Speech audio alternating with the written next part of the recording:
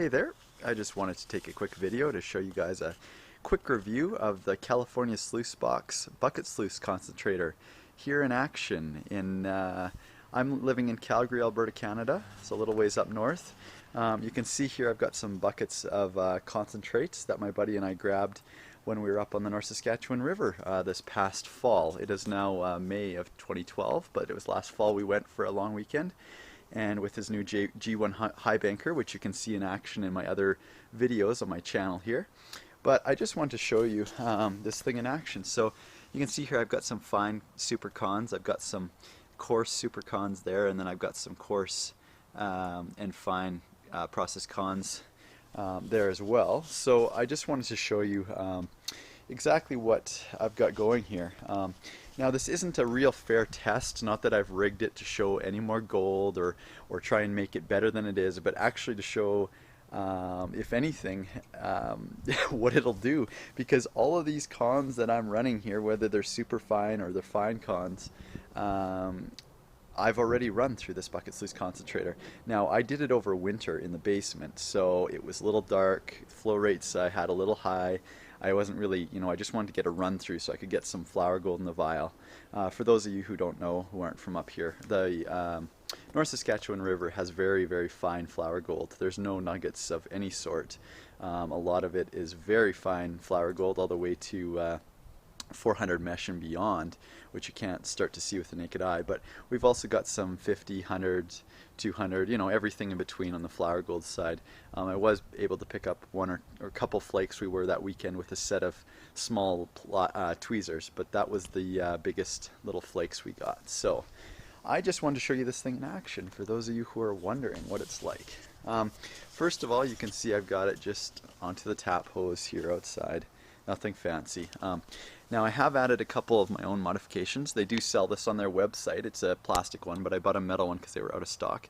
But it's just a little $4 valve from Home Depot. I can adjust the flow rates there, which I'll show you in a sec. And what I just added on about 5 minutes ago before I tried this thing outside here is this little back massager. And all this is just a little 3 AAA powered battery massager, and what it does, as soon as I turned it on and ran a couple spoonfuls, I could already tell the huge difference it made.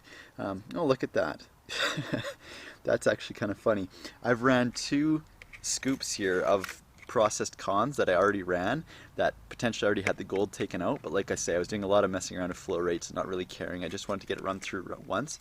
But I had 2 scoops there, and you can see, I don't know if you can see in this video, but you can definitely see the gold there. Now that's just 2 little scoops I've run. I've got a couple buckets here to run, and I've already got a bunch in a vial, but that's good to see. So, but I couldn't believe the difference that this little back massager made in making an agitated motion on this Bucket Sluice Concentrator.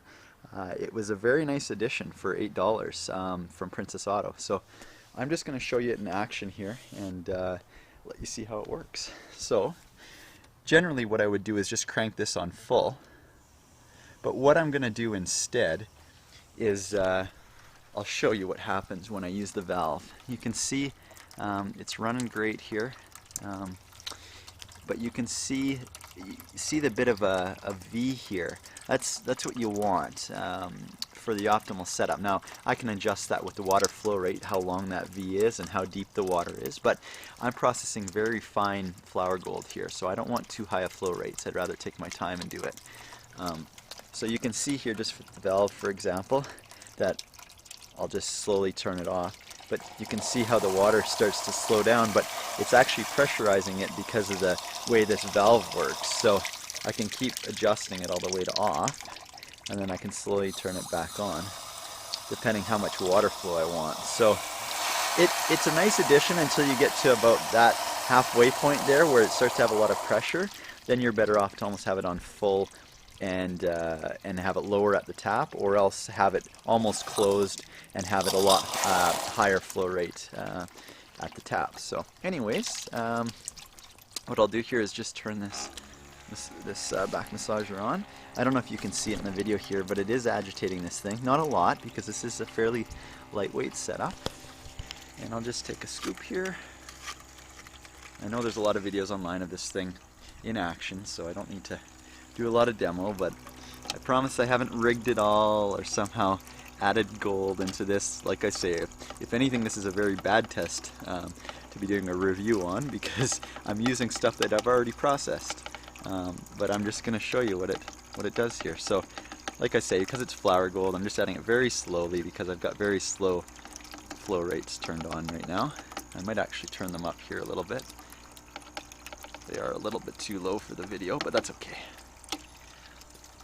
So you can just you can see it agitating. See, so you got to see some gold down in there, and that little vibrator is really pushing all that gold. I don't know if you can see it being agitated down to the bottom there, but it does make a difference. I noticed right when I turned it on, I could see the gold from the top of the riffle fall straight down through the sand.